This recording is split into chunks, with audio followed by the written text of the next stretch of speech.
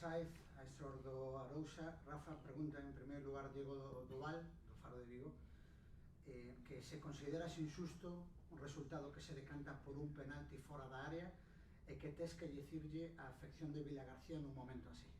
Bueno, boas tardes. Creo que son dúas preguntas diametralmente opostas, non? A primeira, o fútbol e as circunstancias.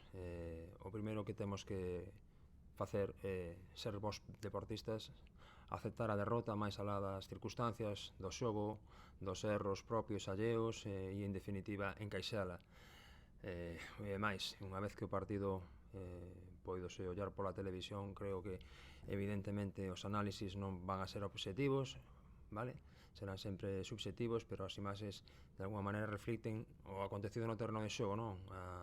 A todos os niveis, tanto do que pasou na primeira metade como o que pasou na segunda, dos xogos dun equipo e do outro, das oportunidades dun equipo e do outro, das eficacias, etcétera, etcétera. Entonces, digo, o máis obxectivo e o máis deportivo é recoñecer a vitoria do Ourense Club de Fútbol, felicitalos, pero a verdade. E falando coa segunda pregunta, que se lle pode decir a afición de Veña García? Pois que só se pode estar contento con estes xogadores, se pode estar contento, orgulloso, ou se fixeron un exercicio de casta.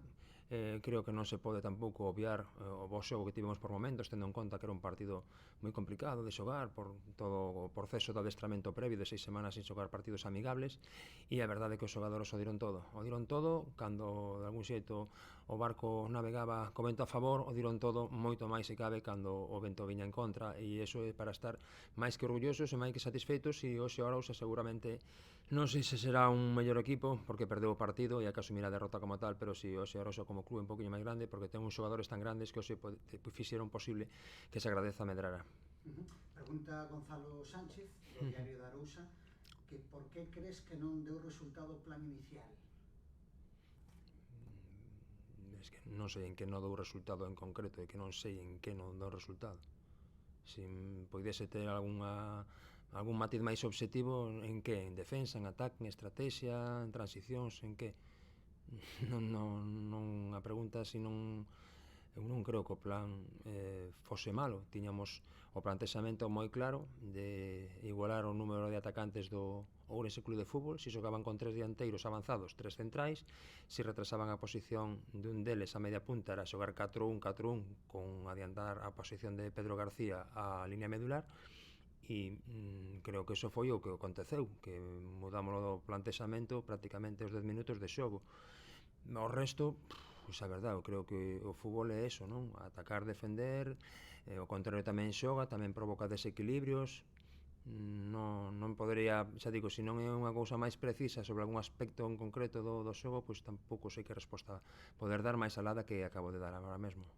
Pregunta Osvaldo García de Radio Pontevedra Cadena Ser se o primeiro gol que vos fixo moito dano foi determinante e que pretendías de partida con Pedro García en defensa. Pois o que che dixen antes, non? Con Pedro García tiñamos o plan A, que era xogar con 3 centrais para igualar os seus 3 dianteiros os xogadores interiores de ataque, e se retrasaban o xogador, como dixen antes, a media punta, poder sacalo por diante.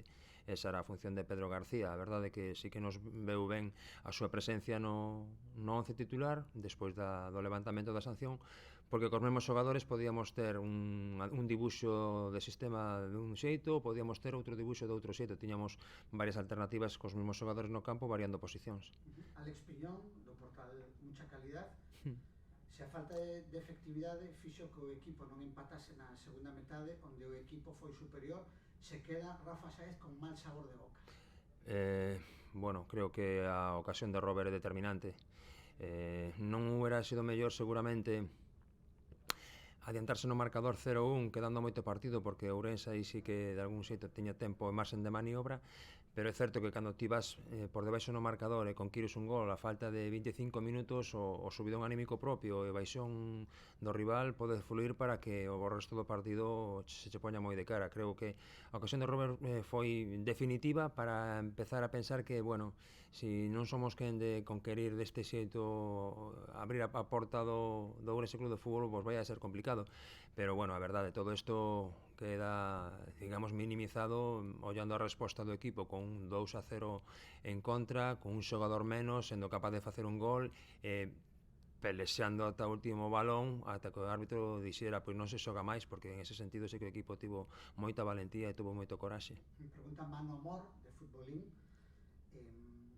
cales son as perspectivas, as túas personalmente, de futuro e hacia onde se deben camiñar o novo proxecto no Arosa? Non teño nin idea.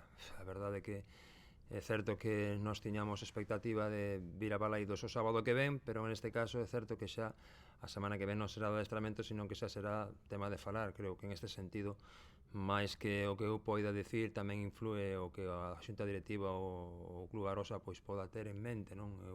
Miña primeira opción sempre vai a ser escoitar o Arosa e a partir de aí, pois xa digo, con calma, porque ademais o principio da temporada vindeira pois antóllase que vai a ser a longo prazo e haberá tempo suficiente para pensar neses temas. A verdade é que ahora sí que estamos doídos, sí que estamos fastidiados por non poder dar o paso a final do sábado que ven, e iso que é realmente preocupante. O resto, a verdade é que prácticamente pasa a segundo plano. Pregunta tamén Manolo García Solano, da Agencia Deportiva Galega, se botaches de menos a presencia do VAR na xogada do penalti e que incidencia crees que tivo esa acción no partido? Pois eu creo que toda, non? Un penalti que non é, que fora do área e unha expulsión conseguinte, pois eu creo que é determinante, non? A ver, tamén é certo que se en vez de o penalti a mellor che pitan unha falta o borde a beira da área e che meten o gol, o resultado, o proceso é distinto, pero o resultado é o mismo.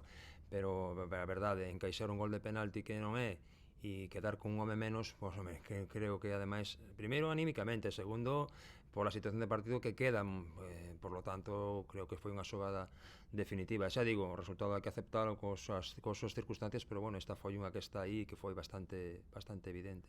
E a última pregunta de Jorge Gómez, do Diario Pontevedra, que onde crees que estivo a chave do partido? Encaixar. O viñemos falando toda a semana, que tiñamos unha desaventaxe co regulamento no sentido de que o empate sempre lle favorecería ao equipo mellor clasificado, neste caso o Ourense Clube de Fútbol, e encaixar era definitivo. Nos era segurísimo que íbamos a marcar gol, deixar a portería a cero era fundamental, era chave do partido, non o conquerimos e penalizamos.